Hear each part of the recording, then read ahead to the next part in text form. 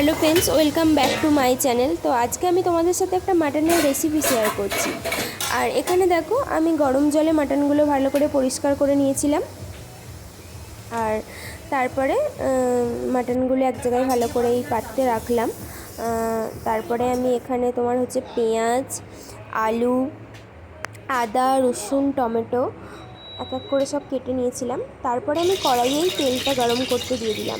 তেলটা গরম হয়ে যাওয়ার পর একে একে আমি আলুগুলো দিয়ে দেবো কড়াইয়ে। তো দেখো, আলুটা আগে ফার্স্টে ভেজে নিই, তারপর রেসিপিটা আমি পুরোটা তোমাদের সাথে শেয়ার করছি। তো দেখো, এখানে আলুগুলো দিয়ে দিলাম কড়াইয়ে। আলুটা আগে ভাজা হয়ে যাক।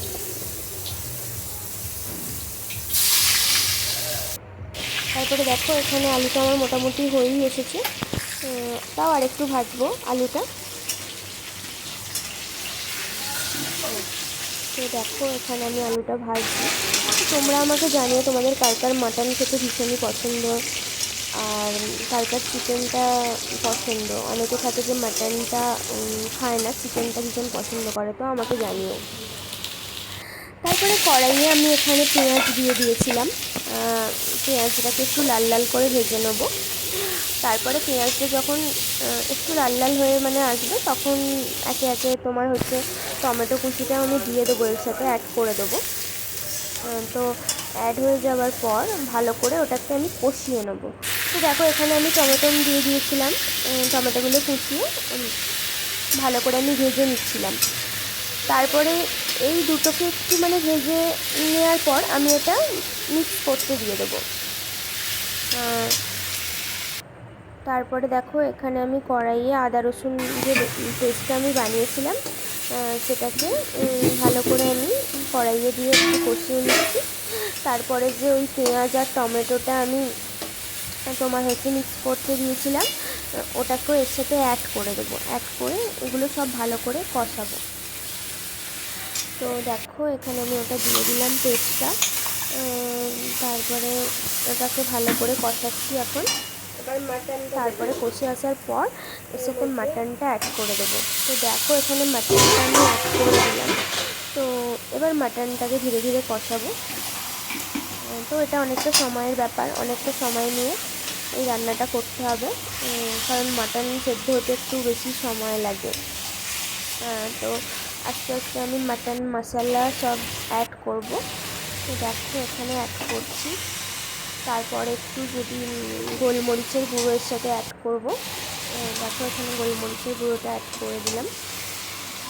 তারপরে এটা ভালো করে আরেকটু কষিয়ে নেব।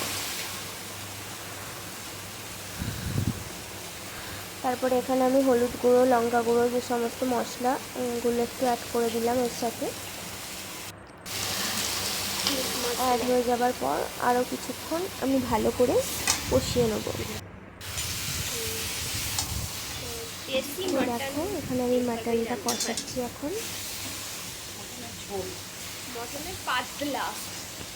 যতক্ষণ একটা দারুণ কালার আছে ততক্ষণ এইভাবে কষিয়েই যেতে হবে মাটনটা। তোমরা যত এই মাটনটাকে কষাবে তত বেশি টেস্ট হবে। এখানে একটা পাত্রে গরম জল করে নিয়েছিলাম, এই মাটনটার সাথে একটু অ্যাড করে দেবো গরম জলটা। আর অ্যাড করে আরও কিছুক্ষণ কষাতে হবে। তো দেখো, অ্যাড করে দেওয়ার পর ফাইনাল যে লুকটা এসেছে, এটা এসেছে। তো কালারটা দারুণ এসেছে। এবার এর সাথে আর একটা জিনিস আমি অ্যাড করব, তো তোমরা দেখতে থাকো। আলুটা এর সাথে অ্যাড করে দিলাম। তারপরে আমি পেঁপে অ্যাড করলাম, কারণ মাটনটা তো অনেক শক্ত থাকে, সেদ্ধ হতে দেরি হয়। তো এর সাথে যদি তোমরা পেঁপেটা অ্যাড করো, তাড়াতাড়ি সেদ্ধ হয়ে যায় আর ভীষণ সফটও হয়। তো তোমরা মাটনের সাথে পেঁপেটা অ্যাড করতে পারো, আর এটা নাও করতে পারো, তোমাদের সেটা পছন্দের ব্যাপার। তারপরে আমি এটা প্রেসার কুকারে দিয়ে দিলাম। এরপর 3 থেকে 4টে সিটি দেওয়ার পর মাটন একদম রেডি। তো দেখো, মাটনের কালারটা জাস্ট দেখো, দারুণ একটা কালার এসেছে। তোমরা এইভাবে মাটনটা বানিয়ে নিতে পারো, ভালো লাগবে। আশা করছি ভীষণই ভালো লাগবে তোমাদের। তো চলো, সবাই ভালো থেকো। আমার ভিডিওটা এখানেই শেষ করি।